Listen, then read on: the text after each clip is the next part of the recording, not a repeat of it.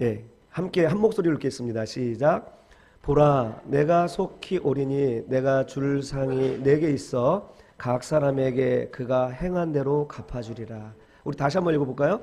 보라, 내가 속히 오리니 내가 줄 상이 내게 있어 각 사람에게 그가 행한 대로 갚아주리라. 아멘. 예, 우리 부활 고난주일부터 시작됐죠. 고난주일부터 부활주일, 그리고 이제 금주, 계속 부활과 재림에 대한 우리의 기독교 교리를 여러분께 설교로 이렇게 얘기하고 있는데, 오늘은 특별히 약속이란 제목으로요, 하나님의 약속이란 제목 이렇게 말씀을 나누고자 합니다. 우리 부활절 보내면서 우리가 영으로 부활할 뿐만 아니라, 우리의 영으로만 부활하는 게 아니라 우리의 육신으로 부활한다는 말씀을 드렸죠. 하나님이 예수께서 변화상에서 변화된 모습처럼 우리도 변화되어서 썩지 아니할 것으로 변화되어 하나님께 영접된다 하는 거죠. 그래서 마지막 날 주님이 오실 때 우리 모든 사람들이 변화돼요. 먼저는 죽은 사람들이 일어나고, 그 다음에 모든 살아있는 사람들이 주님의 영광을 보게 될 것이다, 이런 말씀을 드렸습니다. 주님은 이 약속을 우리에게 주셨습니다. 주님은 다시 오십니다. 여러분, 이제 지난번에 이렇게 주님이 다시 오신다, 재림한다 했을 때 느낌이 좀 두렵고 종말인가 심판인가 두려운 마음도 있었지만, 지난주에 어떻게 해요? 설교를 통하여서 이제 두렵지 않으시죠? 예, 주님이 오시는 것은 우리에게 큰 기쁨이에요. 우리는 주님이 오시는 게 두려움이 아닙니다. 분명히 심판주로 오시지만 그의 자녀들에게는 기쁨이고 감격이고 위로라는 사실입니다. 오늘은 재림하시는 그리스도, 그분이 재림이 무엇인지, 또 부활신앙의 완성을 우리가 향하여 나아가고자 합니다. 성경에는 무수한 약속이 있습니다. 구약과 신약이 바로 그걸 얘기하죠. 구약은 옛 언약, 옛 약속이죠. 신약은 새 언약, 새 약속이란 거죠. 그러니까 성경은 수많은 약속들로 만들어진 거예요. 이 약속 중에서 여러분 가장 중요한 약속이 뭔지 아십니까? 작은 약속을 믿으면서, 가장 중요한 약속을 믿지 않고 사소한 약속 믿는 건 소용이 없어요. 가장 중요한 약속이 뭔지 아십니까? 가장 중요한 약속은요, 주님이 다시 오신다는 거예요. 예, 부활하신 예수님이 다시 오신다는 약속이 가장 중요한 약속입니다. 성경에. 오늘 본문에서 말씀하시죠? 예, 내가 속히 오리라 말씀하십니다. 이 약속이 가장 중요한 약속인데, 그 숫자적으로도 알 수가 있어요. 성경학자들이 예수님의 초림에 대한 약속을 성경에서 찾아보니까 약 456번 예언을 한 거예요. 초림. 근데 그게 어떻게 해요? 다 이루어졌잖아요.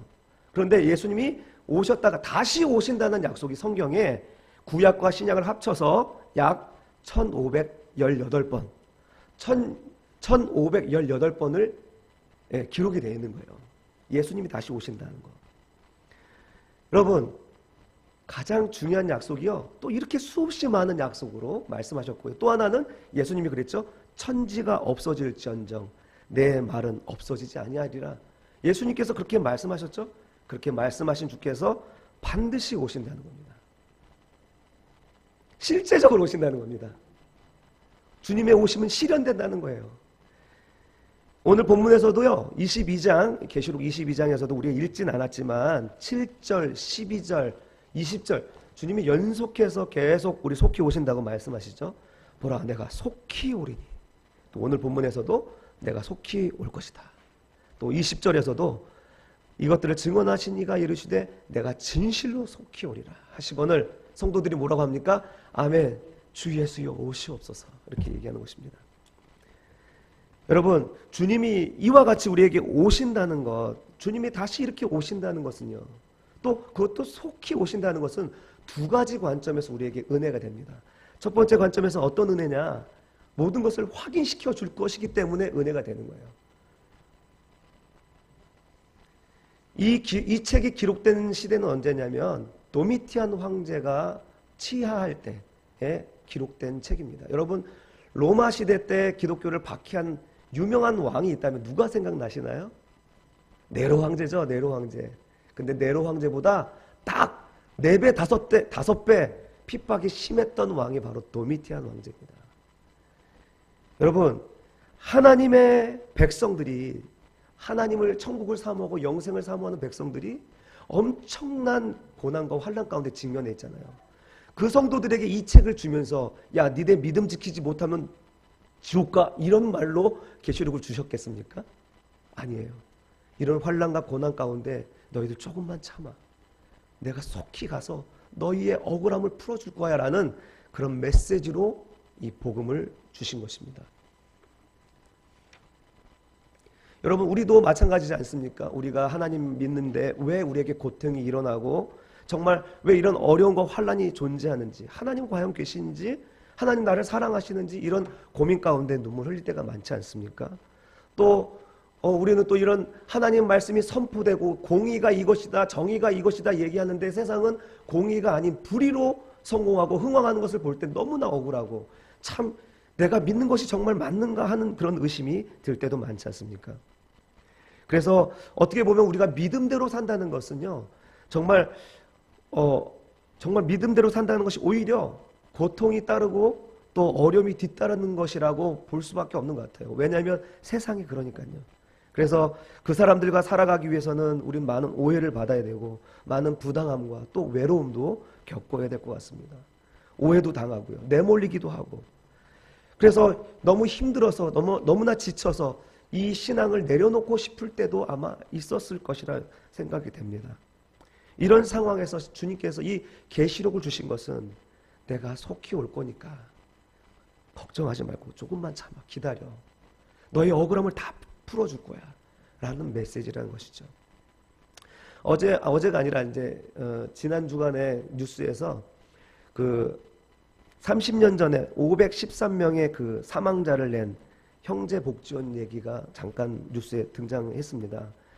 세계적으로 유례 없는 인권 유린의 현장이었는데 마치 길거리에서 청소하듯이 노숙자들, 술 취한 사람들, 그리고 차 기다리고 졸고 있는 사람들을 다 끌어다가 그냥 강제 노역시키고 구타하고 신경 안정제를 투여하면서 사람들을 죽어나가는 거, 어디다 묻었는지도 찾지 못한다면서요? 당시 신민당 의원이었던 문정수 의원이 설 연휴를 이용해서 급파해가지고 조사를 했답니다. 그래서 세상에 드러나게 되었고, 그리고 그 당시 전두환 정권에 재조사를 요구했지만 묵살당했죠. 그래서 요즘 다시 재조사를 요구하는 청원이 본물을 이루고 있습니다. 그 문 의원이 30년 전이 지났지만 아직도 정말 절절하게 기억하고 있는 것은 왜 이제 왔습니까? 라는 거예요. 그 원생들 중에서 사람들이 그 문 의원을 보면서 왜 이제 오셨냐고요. 왜 이제 왔냐고 하면서 막 그 탄식하면서 우는 모습을 잊지를 못하겠다는 거예요. 자기가 여기 왜 와 있는지 이유도 몰라요.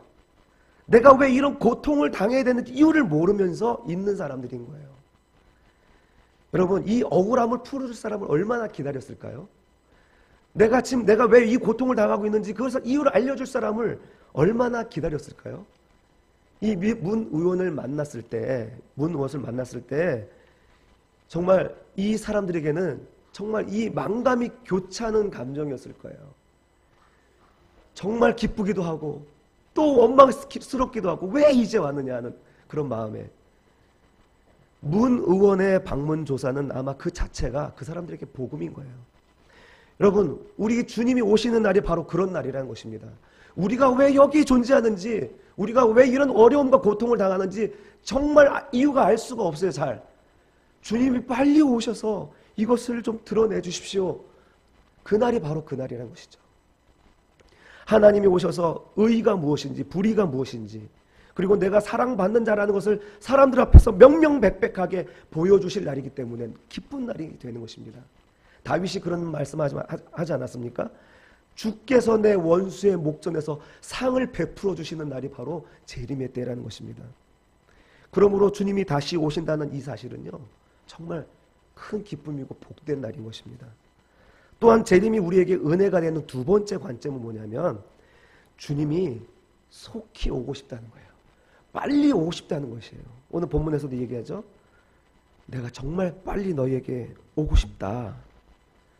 사실 예수님이 계셨을 때부터 내가 빨리 오겠다라고 얘기했는데 왜 지금까지 안 오세요? 이렇게 얘기를 하는데, 여러분, 여기서 속히 온다는 이 개념은 시간적인 개념이라기보다는 내가 너에게 정말 빨리 가고 싶다라는 그런 마음을 전달하는 감정적인 용어라는 것이죠.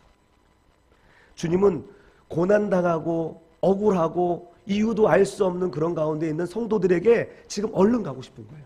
속히 빨리 가고 싶은 거예요. 지금이라도 지금 빨리 가고 싶다라는 그런 메시지가 담겨 있는 것입니다. 왜요? 그 억울함을 풀어주고 또 더 나아가서 그에게 줄 상이 있기 때문이라는 것입니다. 아내 양력 생긴 날이 지났지만요, 새벽에 제가 미역국을 끓여놓고 또 남은 미역을 무침을 해서 이제 아침을 기다렸습니다. 아침이 이렇게 빨리 안 오는지, 빨리 먹여주고 싶고 또 그 먹으면서 좋아하는 아내의 모습을 보고 싶었습니다. 그런 마음이 다시 오실 주님의 마음이 아닐까요?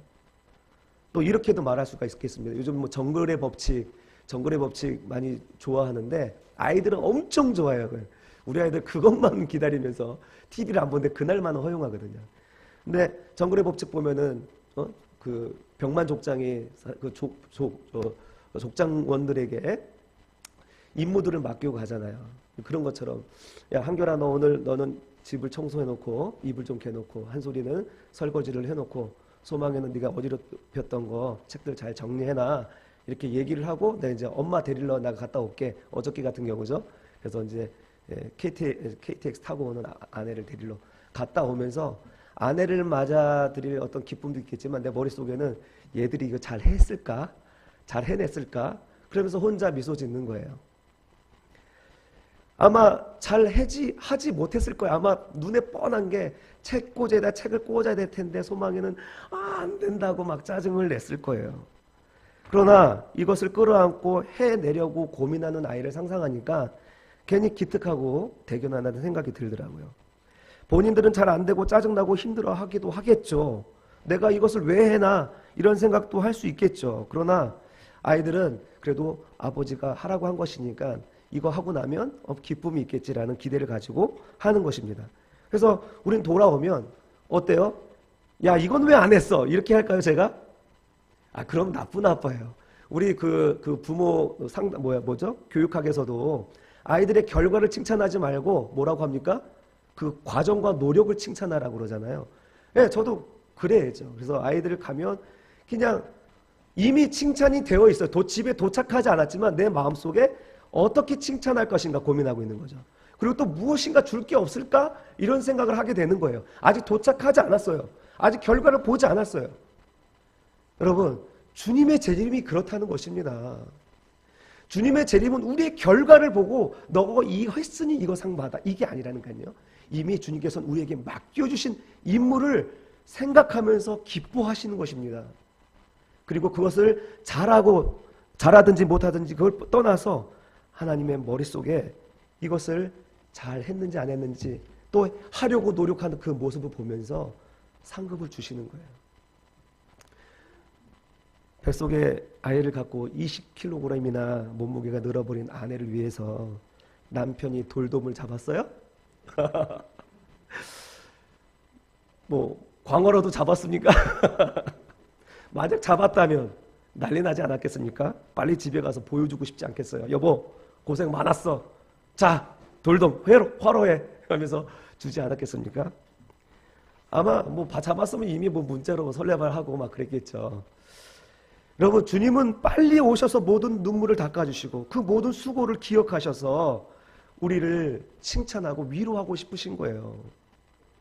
이만하면 됐어. 정말 수고했어. 그동안 얼마나 고독하고 힘들었니? 너의 마음을 누가 다 이해할 수 있겠니? 나도 많이 아프고 안타까워했단다.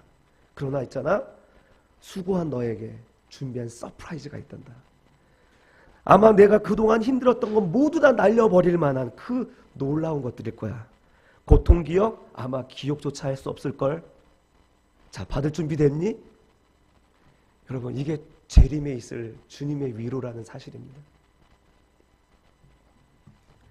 계시록 21장 3절 4절의 말씀입니다. 내가 들으니 보좌에서 큰 음성이 나서 이르되 보라, 하나님의 장막이 사람들과 함께 있음에 하나님이 그들과 함께 계시리니 그들은 하나님의 백성이 되고 하나님은 친히 그들과 함께 계셔서 모든 눈물을 그 눈에서 닦아주시니 다시는 사망이 없고 애통하는 것이나 곡하는 것이나 아픈 것이 다시 있지 아니하리니 처음 것들이 다 지나갔음이로라. 여러분, 이것이 우리의 소망인 것입니다. 저는 장례를 치를 때마다 이 말씀을 성도들에게 말씀을 읽어드리면서 내가 앞서 우리 하나님의 목소리를 대신해서 말한 것처럼 성도들에게 그렇게 얘기를 합니다. 모든 수고는 끝났고 고통은 사라졌습니다. 어쩌면 이 땅에 있는 사람들이 더 안쓰러울 거예요. 주님을 만나라고 가는 그 사람은 평안으로 들어가지만 그 평안으로 들어가는 사람이 이 땅에 남겨진 수고와 고통 속에서 살아가는 이 남겨진 사람들이 오히려 안쓰러울 것이라고 그들에게 그렇게 말하며 설교하고 위로하는 것입니다.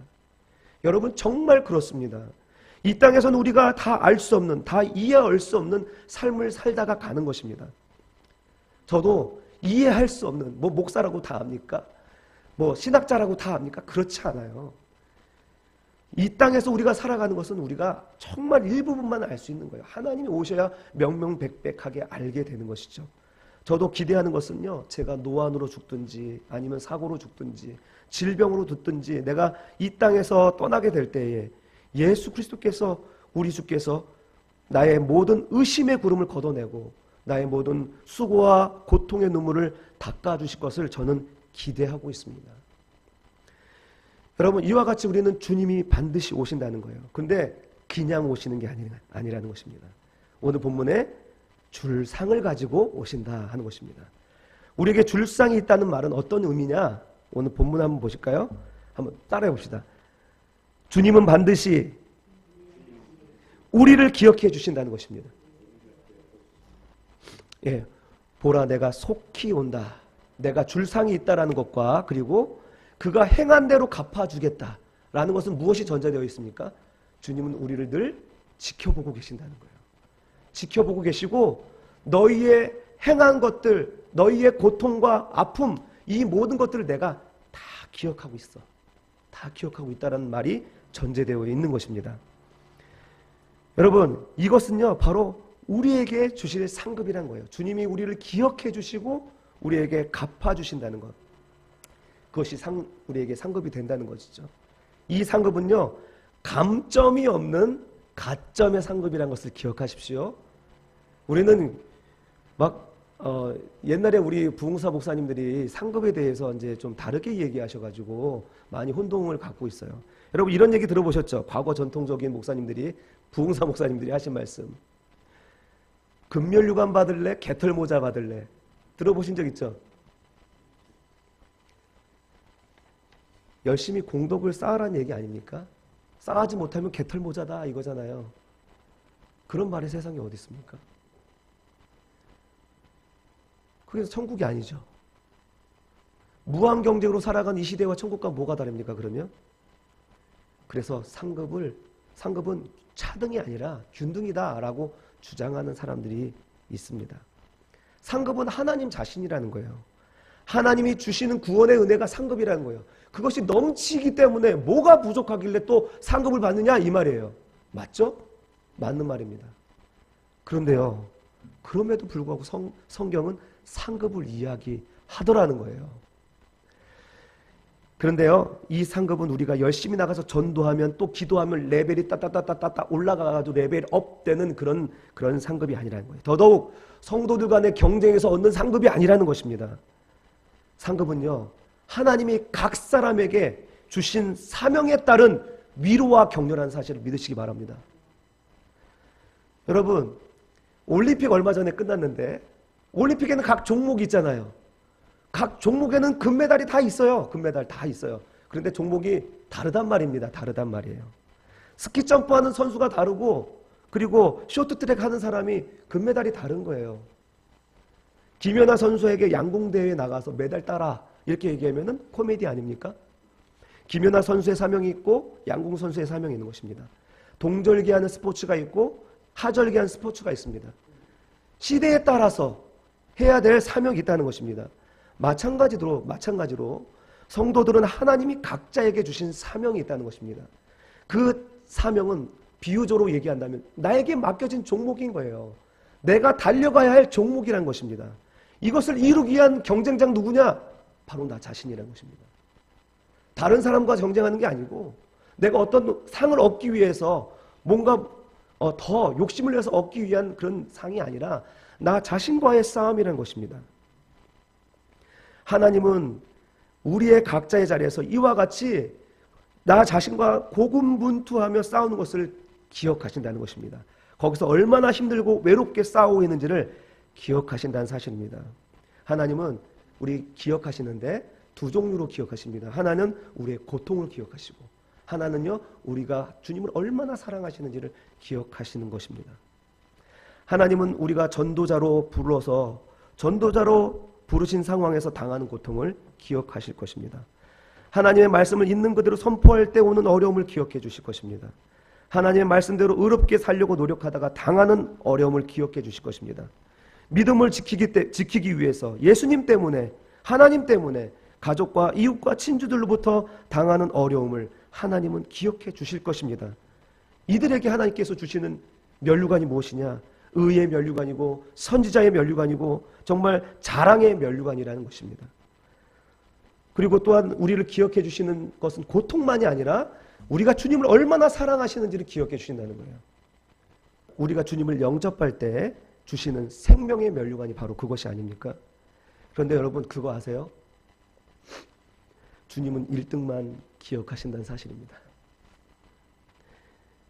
1등만 기억하는 더러운 세상, 유행어로 몇 년 전에 들었던 것 같은데 안타깝게도 주님은 1등만 기억하신다는 것입니다. 고린도전서 9장 24절 같이 읽어볼까요? 시작. 운동장에서 다름질하는 자들이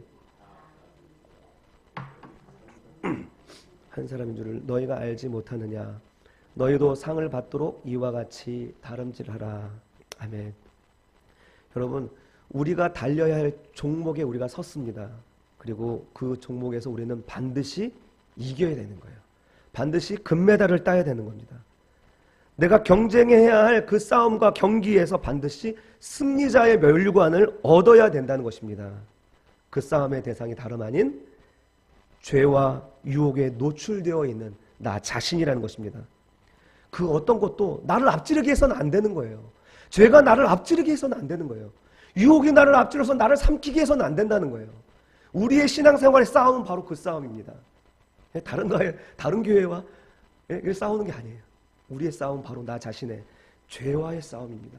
피 흘리기까지 싸워야 될 것이 바로 이 죄와의 싸움인 것입니다. 우리가 얼마나 약한지 아세요? 바로 돌아서면 분노가 치솟는 게 우리 아닙니까? 이렇게 은혜 받았다라고 하는 자리에서도 돌아서면 주차할 때 주차한 거 뺄 때 차 안 뺀다고 화내는 게 우리 아닙니까? 여러분 우리가 싸워야 될 싸움은 바로 죄가 나보다 앞서지 않도록. 때로는 죄가 앞서기도 해요. 때로는 유혹이 나를 삼키기도 합니다. 그러나 우리는 더 빨리 더 열심을 내어서 죄를 내가 앞질러 갈 수 있도록 달려가야 하는 것입니다. 빌립보서 3장 14절에서 사도 바울이 이렇게 얘기하죠. 표대를 향하여 그리스도 예수 안에서 하나님이 위에서 부르신 부름의 상을 위하여 달려간다라고 얘기하는 것입니다. 사도 바울도 표대를 향해서 눈을 떠서 표대를 봐야죠. 향방 없이 가면 안 되니까.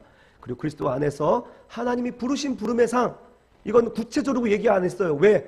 나에게 부르신 부름의 상이 있고요. 우리 집사님에게 부르신 부름의 상이 있는 거예요. 우리 성도님들에게 부르신 부름의 상이 있기 때문에 구체적으로 날 열거하지 않았어요. 그러나 나에게 주신 부르신 부름의 상을 위하여 나는 달려가겠다. 너희도 달려가야지 않겠니? 라는 말씀. 여러분 이 상은 1등에게만 주어집니다. 그러므로 이 경주에서 꼭 1등 하시기 바랍니다. 어떤 이는 순교자의 경주를 합니다. 어떤 이는 선지자의 경주를 합니다. 어떤 이는 전도자의 경주를 하고 어떤 이는 의인의 경주를 합니다. 어떤 경주를 하든지 간에 나에게 주어진 사명을 잘 감당하고자 노력하고 죄가 나 앞서지 아니하도록 유혹이 나를 삼키지 아니하도록 우리가 수고하고 노력해야 할 줄로 믿습니다. 그러므로 이 재림의 때를 맞이한 우리들은 어떻게 해야 되느냐? 자기만의 경주를 해야 되는 줄로 믿습니다. 자기만의 경주가 무엇이냐? 첫째로 표대를 바라봐야 합니다. 향방 없이 가서는 안 되는 거예요. 우리 히브리서 12장 1절에서 2절 말씀 그거죠? 한번 우리 힘있게 읽어봅시다. 시작. 이러므로 우리에게 구름같이 둘러싼 허다한 증인들이 있으니 모든 무거운 것과 얽매이기 쉬운 죄를 벗어버리고 인내로서 우리 앞에 당한 경주를 하며 믿음의 주요 온전케 하시는 이인 예수를 바라보자. 그는 그 앞에 있는 기쁨을 위하여 십자가를 참으사 부끄러움을 개의치 아니하시더니 하나님 보좌 우편에 앉으셨느니라. 아멘. 예수님이 우리의 표대가 되어 주신다는 거예요. 그래서 예수님이 우리의 어떤 표대냐? 예수님 스스로도 하나님을 표대로, 하나님의 뜻을 표대로 어떻게 해요? 자기 앞에 당한 십자가를 참으셨어요. 자기 앞에 있는 그 엄청난 고통의 십자가, 그리고 엄청난 부끄러움의 십자가를 개의치 아니하실 수 있었다라는 겁니다. 그러면 우린 표대를 바라봐야 합니다. 표대를 바라봐야 현실의 고통이 문제가 아닐 수가 있습니다. 표대를 바라봐야 이 문제의 의미가 해석이 될 수가 있습니다. 표대를 바라보지 못하면 이 문제에 푹 빠져서 절망하게 되고 낙심하게 되는 거거든요. 그러므로 우리의 경주를 하기 위해서는 표대를 바라봐야 하는 줄로 믿습니다. 또 하나는 디모데 후서 2장 5절의 말씀입니다. 같이 읽겠습니다. 시작. 경기하는 자가 법대로 경기하지 아니하면 승리자의 관을 얻지 못할 것이며. 아멘. 예수님께서 법대로 하셨잖아요. 예수께서 승리자의 관을 얻기 위하여서 법대로 하셨잖아요. 그 공의를 만족시키기 위해서 십자가에서 달려서 죽으셨잖아요. 그리고 그 십자가 위에서 테텔라스타이, 나는 다 갚았다, 이 공의를 모두 다 만족시켰다라고 외치시지 않았습니까? 법대로 경주해야 면류관을 얻는 것이죠. 이 법이 뭡니까? 오늘날 하나님의 말씀입니다. 우리의 표대를 바라보는 동시에 하나님의 말씀이 우리의 법이 되어서 우리의 모든 말과 행동을 하는데 기준이 되어야 될 줄로 믿습니다. 마지막으로 고린도전서 9장 24절 27절 말씀인데요, 절제를 우리에게 요구하고 있습니다. 25절부터 읽겠습니다. 시작. 이기기를 다투는 자마다 모든 일에 절제하나니 그들은 썩을 승리자의 관을 얻고자 하되 우리는 썩지 아니할 것을 얻고자 하노라. 그러므로 나는 다른 박질하기를 향방 없는 것 같이 아니하고 싸우기를 허공을 치는 것 같이 아니하며 내가 내 몸을 쳐 복종하게 함은 내가 남에게 전파한 후에 자신이 도리어 버림을 당할까 두려워함이로다. 아멘. 예. 우리가 경주자로 섰습니다. 경주자로 우리의 출발선에 섰다면 여러분, 그 서기까지 이 선수는 얼마나 많은 훈련과 고된 훈련을 감당했을까요? 그렇죠? 모든 자기의 개인 사생활을 다 내려놓고 올림픽을 위해 준비했던 선수들, 이제 그 스타트 라인에 섰을 때에 그 감회란 정말 복받쳐 오르는 감회일 것입니다. 이 다른 박질을 할 때 우리는 목표를 향해 향방 없이 하는 것이 아니라 목표를 향해 가야 되고, 그리고 법을 통하여서 규칙을 잘 따라서, 그리고 내 몸을 쳐서 복종하여 하나님 앞에서 그 절제함으로 말미암아 이제 우리가 나에게 주어진 경주를 잘 감당해야 된다는 사실입니다. 이 대표적인 선수가 누구였냐? 바로 우리 예수 그리스도이시며 바로 사도 바울이었습니다. 예수 그리스도를 그대로 보고 예수처럼 하려고 노력했던 사람이 바로 사도 바울이었습니다. 그의 고백을 우리 같이 읽고 마무리하겠습니다. 나는 선한 싸움을 싸우고 나의 달려갈 길을 마치고 믿음을 지켰으니. 예, 바로 지금 사도 바울의 고백입니다. 나는 선한 싸움을 싸웠다라는 것입니다. 선한 싸움을 싸웠다. 절대로 우리가 싸워야 될 대상을 타자로 두시면 안 됩니다. 내가 싸워야 할 대상은 바로 내 속에서 역사하는 죄와 유혹이라는 사실을 기억하시기 바랍니다. 우리가 싸워야 할 대상은 나약해지고 뒤로 물러나고 싶고 쉬고 싶고 하는 그 나 자신이라는 사실을 기억하셔서 나와 끊임없이 선한 싸움을 하고 그리고 피 흘리기까지 죄와 싸울 수 있어야 할 줄로 믿습니다. 선한 싸움을 싸우고 달려갈 길을 마쳤다고 합니다. 사도 바울은 실수와 실패가 있을 수 있다라는 얘기를 하는 거예요. 여러분, 달려갈 때 죄가 앞설 수 있어요. 유혹이 앞서서 나를 삼킬 수도 있습니다. 그러나 제일 안 좋은 게 뭔지 아세요? 멈추는 것입니다. 타락한 사람이 나쁜 사람이 아니라 신앙을 멈추는 사람이 나쁜 거예요. 죄를 짓고 타락한 사람이 나쁜 사람이 아니라 가난한 사람, 가난한 성도, 교회를 떠난 성도가 문제인 거예요. 사실은 하나님 앞에 우리가 멈추지 말아야 돼요. 우리는 실수할 수 있습니다. 우리는 실패할 수 있습니다. 유혹에 넘어갈 수 있고 죄 가운데 갇힐 수 있지만 그것이 그래도 우리가 계속 달려나갈 때에 하나님은 힘을 주시고 이길 수 있는 그런 환경과 또 돕는 사람을 붙여주셔서 기어코 우리가 면류관을 얻게 하신다는 사실입니다. 우리 신앙생활이 이렇게 그래프로 그리면 이렇게 올라가는 게 아니라는 거죠. 불교에서 말하는 것처럼 도노 점수의 순간에 딱 올라가는 게 아니라 기독교의 성화의 과정은 바로 나사가 굴러가는 것과 똑같은 것입니다. 고양되고 실패하고 고양되고 실패하지만 어떻게 합니까? 결국은 주님께로 들어가는 것입니다.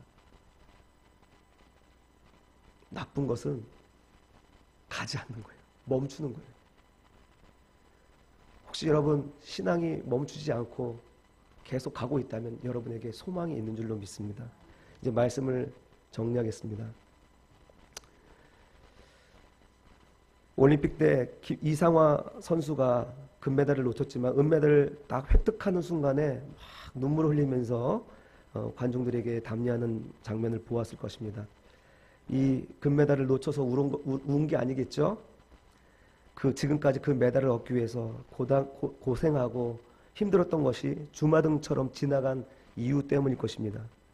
얼마나 연습하고 얼마나 먹고 싶은 거 절제하고 오로지 메달만을 향해 전진했던 그런 지난 날들이 생각나니까 눈물이 왈칵 쏟아졌던 것 같습니다. 우리가 주님이 다시 오실 때 주님으로부터 상을 받을 때 이 감정이 이와 같지 않을까 싶습니다. 그동안 살아왔던 우리의 인생살이가 주마등처럼 이렇게 흘러 지나가면서 참 감회가 새롭고 눈물이 나지 않겠습니까? 그런데 그 눈물을 닦아주시면서 주님이 수고했다. 내가 다 알고 있다. 이렇게 안아주실 때 정말 우리의 눈에는 이제 기쁨의 눈물, 감격의 눈물이 되어질 것입니다. 인생의 고달픔 속에 흘렸던 눈물, 믿음으로 살았던 흘렸던 눈물, 주의 일을 하면서 흘렸던 눈물, 이 모든 눈물을 씻어주시면서 우리를 칭찬해 주실 줄로 믿습니다. 주님은 우리 각자에게 주실 상, 우리 각자에게 주실 상급, 면류관을 정말 풍성히 준비하여 오실 줄로 믿습니다. 그러시면서 얘들아! 호령과 천사장의 소리와 나팔 소리가 우리를 환영해 주실 줄로 믿습니다. 오늘도 성도 여러분 각자에게 주어진 길을 가실 때에 최선을 다하여 죄와 싸우시고 유혹과 싸워서 정말 승리자의 면류관을 얻을 수 있는 저와 여러분이 되시기를 주님의 이름으로 축원합니다. 우리 한번 합심해서 말씀 생각하면서 기도합시다.